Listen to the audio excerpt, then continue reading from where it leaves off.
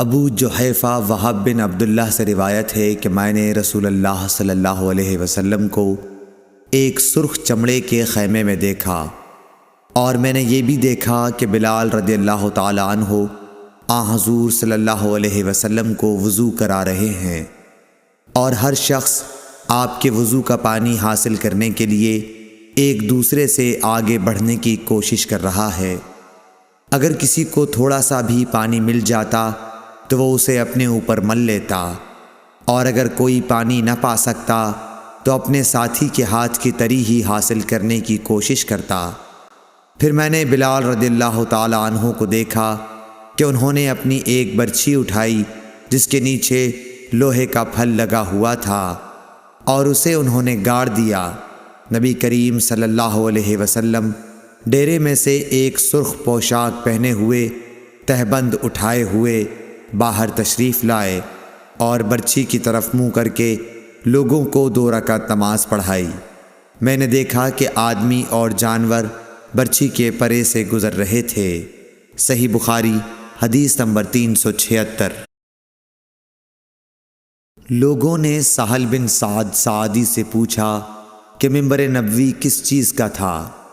آپ نے فرمایا کہ اب دنیا اسلام میں اس کے متعلق مجھ سے زیادہ جاننے والا کوئی باقی نہیں رہا۔ منبر غابہ کے چھاؤ سے بنا تھا، فلاں عورت کے غلام فلاں نے اسے رسول اللہ صلی اللہ علیہ وسلم کے لیے بنایا تھا۔ جب وہ تیار کر کے مسجد میں رکھا گیا تو رسول اللہ صلی اللہ علیہ وسلم اس پر کھڑے ہوئے، اور آپ نے قبلے کی طرف اپنا منہ کیا اور تکبیر کہی، اور لوگ آپ کے پیچھے کھڑے ہو گئے۔ پھر آپ نے قرآن مجید کی آیتیں پڑھیں اور رکوع کیا۔ آپ کے پیچھے تمام لوگ بھی رکوع میں چلے گئے۔ پھر آپ نے اپنا سر اٹھایا، پھر اسی حالت میں آپ الٹے پاؤں پیچھے ہٹے، پھر زمین پر سجدہ کیا، پھر منبر پر دوبارہ تشریف لائے اور قرأت کی، پھر رکوع کیا، پھر رکوع سے سر اٹھایا اور قبلے ہی کی طرف رخ کیے ہوئے پیچھے لوٹے اور زمین پر سجدہ کیا۔ یہ ہے منبر کا قصہ۔ امام ابو عبداللہ بخاری نے کہا کہ علی بن عبداللہ مدینی نے کہا کہ مجھ سے امام احمد بن حنبل نے اس حدیث کو پوچھا۔ علی نے کہا کہ میرا مقصد یہ ہے کہ نبی کریم صلی اللہ علیہ وسلم نماز میں لوگوں سے اونچے مقام پر کھڑے ہوئے تھے، اس لیے اس میں کوئی حرج نہ ہونا چاہیے کہ امام مقتدیوں سے اونچی جگہ پر کھڑا ہو۔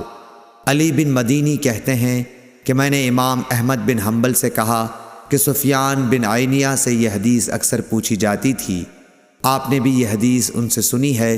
تو انہوں نے جواب دیا کہ نہیں۔ صحیح بخاری حدیث نمبر 377۔